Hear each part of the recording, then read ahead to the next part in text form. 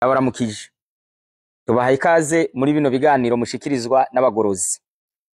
Dushima yuko mwama mubikurikirana, abatwandikira, ababaza ibibazo, hari n'abemera ubutumwa bakemera ukuri. Kuko ino si naho Satani yayononye, hariho abantu bakunda ukuri kandi bakakujamwo, bagaheba ibinyoma, bagaheba n'ibyaha. Nuko bizomera kuva mu ntango y'isi, isi yamye imeze gutyo irimwo imigwi ibiri.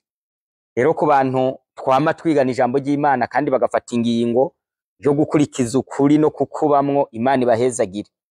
Nawe unyumva, uno munsi tugira tugaruke ku nyigisho y'ikinyoma imwe yitwa ngo Mariya dusabire twebwe abononye.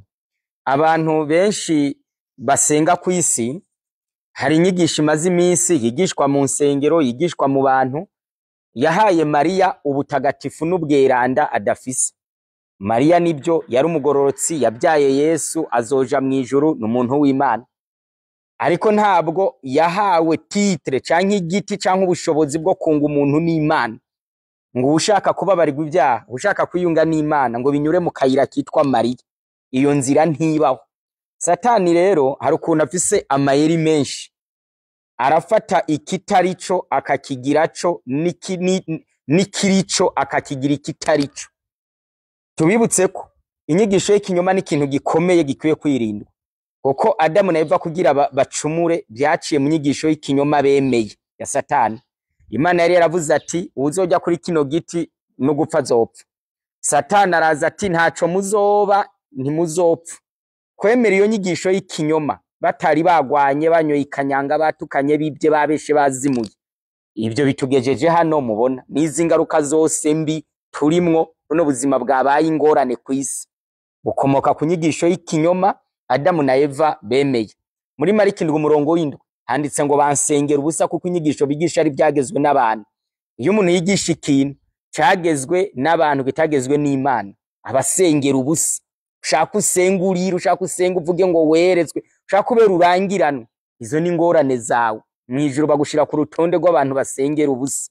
Iyi nyigisho rero yitwa ngo dusabire twebwe abononye Mariya, ni inyigisho ikomoka i Roma.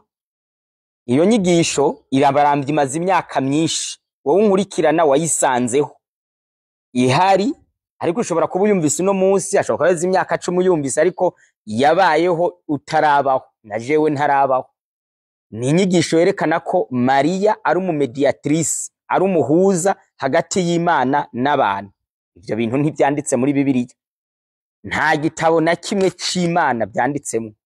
Bitewe nuko ino si yacu ikunda ibinyoma kandi ikunda kwizera ibitanditse. Niyo abantu babwiye ibyanditse birabatsitaza, hakwemera ukuri ahubwo baratsitara. Abantu benshi bagendera mu bintu badafise umurongo wo muri Bibiliya ubyemera, kubera ikinyoma iyo kimaze imyaka myinshi kirahinduka igisa n'ukuri. Hari 30 rero muri Bibiliya ituma iyo nyigisho itemewe.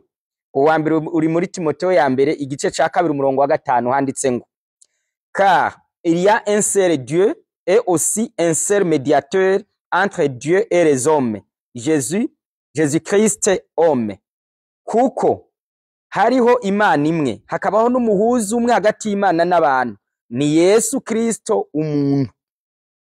Kw'iyi si hari Imana imwe, hari umuhuza umwe hagati y'Imana n'abantu, uwo nawe ni Yesu Kristo umuntu. Yitwa umuntu kuko yavutse akambara ishusho y'abantu, akaza kubana n'abantu, kuko ntiyari kubana n'abantu ari Imana, nta muntu areba Imana acapfa.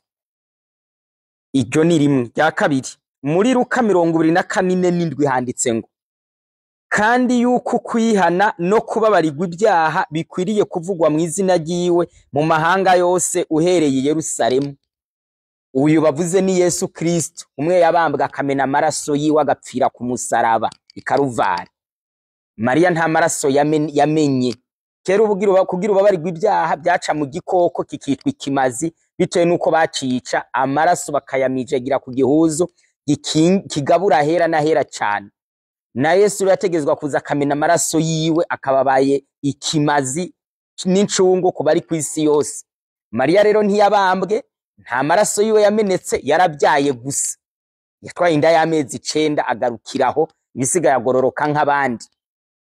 Hano ijambo riravuze ngo kubabarirwa ibyaha no kwihana ibyo bintu bibiri, kubabarirwa ibyaha no kwihana, biba mu izina rya Yesu gusa. Isomo rya gatatu, Yohana 14:6, Yesu aramubwira ati ni jewe nzira n'ukuri n'ubugingo, ntawe ushika kuri data ntamujanye. Je nigeze kuganira n'umutamakazi umwe asenga mu idini rya Gatolika, arambwira ngo iyo umwana abuze nyina ngo abaho nabi, ngo kandi ngiyo ushaka yuko dose yawe ishika ku mwana, ngo iyo uzi nyina wiwe ukamunyura ngo iyo dose yicinyaruka. Ashaka kunyemeza ko ushaka Yesu ukwiye guca kuri Mariya nyina wiwe, nta nubwo ari nyina wiwe.